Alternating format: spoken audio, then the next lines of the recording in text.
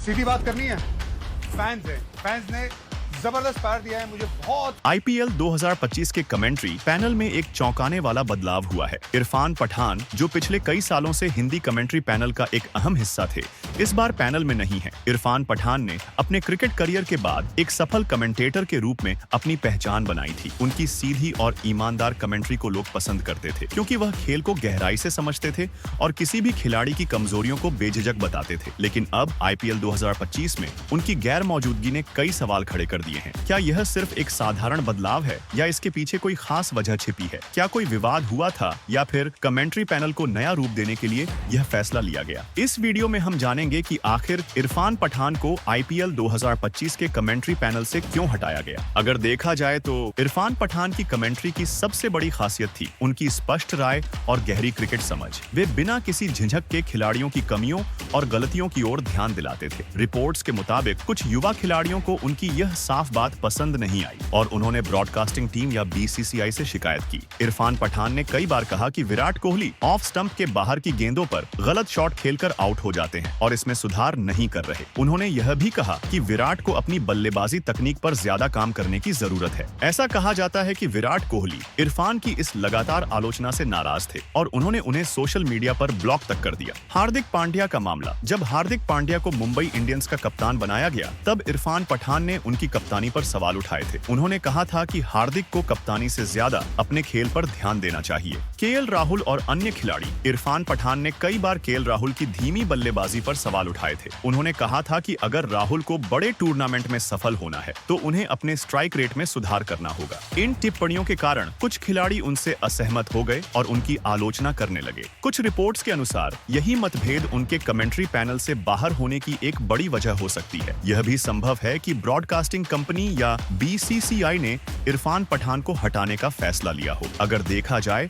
तो cricket commentary में कई एक्सपर्ट्स खिलाड़ियों के प्रदर्शन पर खुलकर राय रखते हैं, लेकिन उनके खिलाफ कोई सख्त कदम नहीं उठाया जाता। जैसे कि सिद्धू क्रिकेट कमेंट्री के दौरान मजाक और शायरी ज्यादा करते हैं। अंबाती रायडू। कुछ टीमें, खासकर चेन्नई सुपर किंग्स को लेकर उनकी राय हमेशा पॉजिटिव रहती है। हरभजन सिंह कई बार अपनी निजी राय देते हैं, लेकिन उनकी जगह बरकरार रहती है। अगर इन लोगों को उनके बयान के बावजूद कमेंट्री पैनल में रखा जा सकता है, तो फिर इरफान पठान को ही क्यों हटाया गया? बीसीसीआई हर साल आईपीएल के कमेंट्री पैनल को लेकर कुछ बदलाव करता है, लेकिन इस बार सिर्फ इरफान पठान को हटाना थोड़ा अजीब लग रहा है। कमेंट्री पैनल में वही लोग ज्यादा समय तक बने रहते हैं जो ब्रॉडकास्टर्स के अनुसार काम करते हैं। कई बार देखा गया है कि कमेंटेटर्स को खिलाड़ियों और टीमों के बारे में बराबर तरीके से बोलने के लिए कहा जाता है। अगर कोई कमेंटेटर बहुत ज्यादा आलोचना करता है या खिलाड़ियों की गलतियों पर ज्यादा फोकस करता है, तो उसे हटाने का फैसला लिया जा सकता है। पिछले कुछ सालों में हिंदी कमेंट्री की शैली काफी बदल गई है। पहले कमेंट्री में क्रिकेट की बारीकियों पर ज्यादा ध्यान दिया जाता था, लेकिन अब यह हल्की फुल्की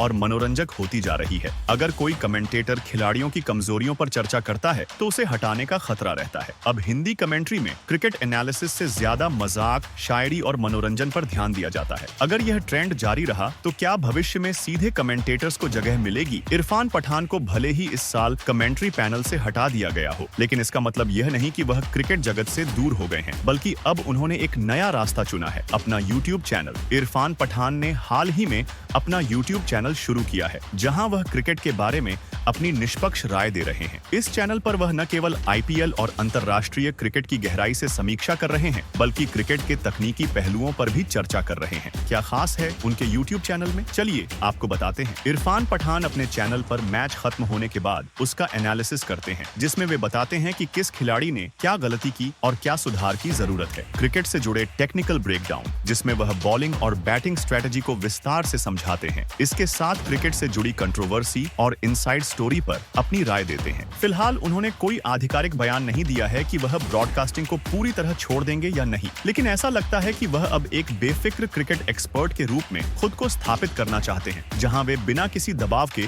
अपनी राय रख सकें। हाँ, उनके चैनल पर तेजी से व्यूज और सब्सक्राइबर्स बढ़ रहे हैं। इसका मतलब है कि फैंस उनकी क्रिकेट समझ को पसंद कर रहे हैं और अब भी उनकी राय को महत्व देते हैं। संभावना है कि अगर उन्हें किसी ब्रॉडकास्टिंग कंपनी से निष्पक्ष कमेंट्री करने की आजादी मिले तो वह वापस कमेंट्री बॉक्स में नजर आ सकते हैं। इरफान पठान पहले भी क्रिकेट कोचिंग में जुड़े रहे हैं। उन्होंने घरेलू क्रिकेट और युवा खिलाड़ियों के विकास पर काफी काम किया है, इसलिए हो सकता है कि वह किसी आईपीएल टीम या घरेलू क्रिकेट टीम के कोचिंग स्टाफ में शामिल हो जाएं। अब देखने वाली बात यह होगी कि क्या वह अपने यूट्यूब चैनल के जरिए क्रिकेट की सच्चाई बयान करते रहेंगे या फिर किसी बड़े प्लेटफॉर्म पर वापसी करेंगे। दूसरी तरफ इरफान पठान को आईपीएल 2025 कमेंट्री पैनल से हटाने की वजहों को लेकर कोई आधिकारिक बयान नहीं आया है, लेकिन रिपोर्ट्स और चर्चाओं के आधार पर खिलाड़ियों की शिकायतें, ब्रॉडकास्टर्स का दबाव और कमेंट्री के बदलते ट्रेंड को इसकी वजह माना जा सकता है। क्या इरफान पठान की निष्पक्ष कमेंट्री उन्हें भारी पड़ी? क्या हिंदी कमेंट्री अब खिलाड़ियों की आलोचना को बर्दाश्त नहीं कर सकती? क्या भविष्य में सिर्फ वही कमेंटेटर्स रहेंगे